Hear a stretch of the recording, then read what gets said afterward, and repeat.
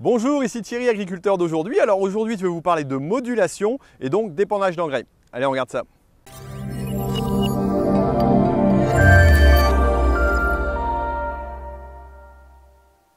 Pour commencer, je vais déjà vous expliquer ce qu'est la modulation. Donc c'est faire varier une quantité d'un apport d'azote, éventuellement, pourquoi pas même d'une pulvérisation donc sur une parcelle en fonction des besoins qu'elle aura. Selon la parcelle, on sait que les parcelles agricoles sont parfois hétérogènes, hein. C'est généralement le cas. Donc le blé va plus pousser à un endroit qu'à un autre parce que simplement la physiologie du sol le permet. Et donc il est inutile d'apporter une dose trop élevée à certains endroits, alors qu'à d'autres, il est intéressant d'apporter une dose plus élevée parce que le blé va en profiter. Alors je parle du blé, mais ça peut être une autre culture. Et donc ça, c'est vraiment l'intérêt de la modulation. Pour pouvoir prétendre à faire de la modulation, il faut déjà un distributeur d'engrais qui a pesée continue, hein, c'est nécessaire. Ensuite, il faut un équipement donc, de boîtier qui permette de faire moduler. Et il faut enfin un abonnement donc, à un prestataire qui va nous fournir les cartes de modulation, hein, que ce soit donc par satellite ou éventuellement par drone, et donc de nous fournir l'information qu'on va pouvoir rentrer dans les cartes. Alors on va tout de suite aller voir comment ça se passe et on revient un petit peu en arrière.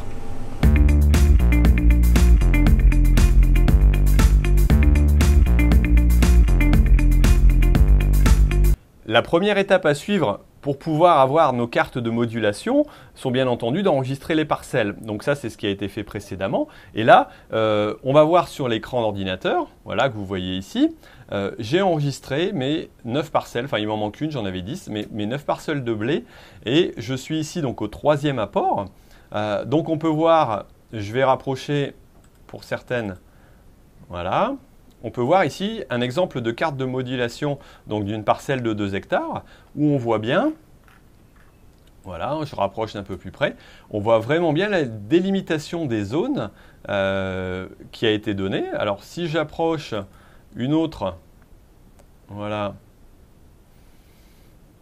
je suis aussi ici sur une carte qui est bien délimitée. Ici, on voit que l'apport est plus conséquent et donc il y a moins de délimitation de zone. Ici, on a encore des variations assez conséquentes.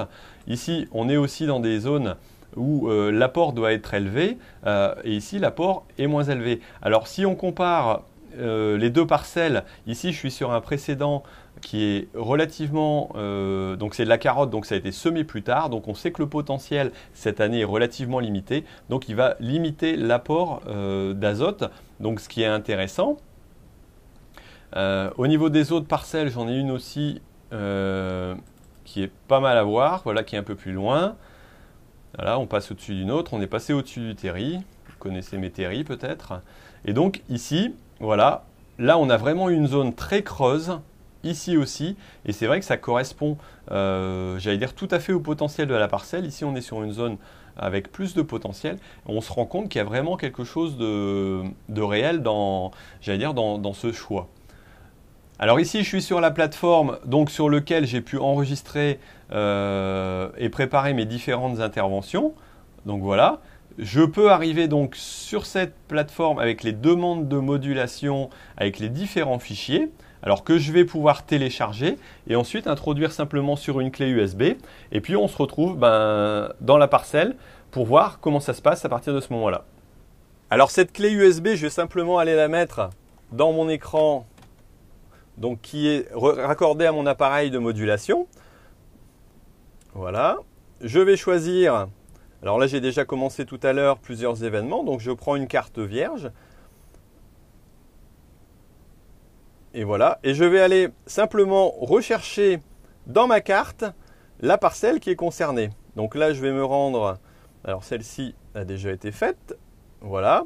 Donc je vais pouvoir aller me rendre dans cette parcelle que je vais pouvoir moduler, éventuellement dans celle-ci, ou encore dans une autre, voilà. Donc on a l'affichage des parcelles concernées et là on voit bien les découpes de ce qui va être fait.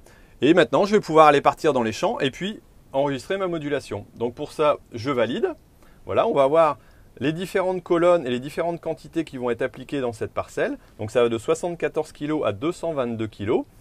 J'avais introduit bien entendu que c'était de l'ammonitrate 27 que je voulais placer.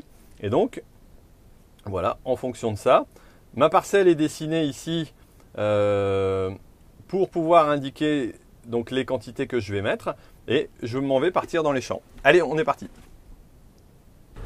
Alors une fois arrivé dans la parcelle, rien de spécial à faire si ce n'est d'enclencher sa prise de force, de mettre sa vitesse, voilà, d'engagement, de vérifier sa hauteur de distributeur et on va pouvoir partir. Et je vais pouvoir lancer simplement en faisant un petit démarrage.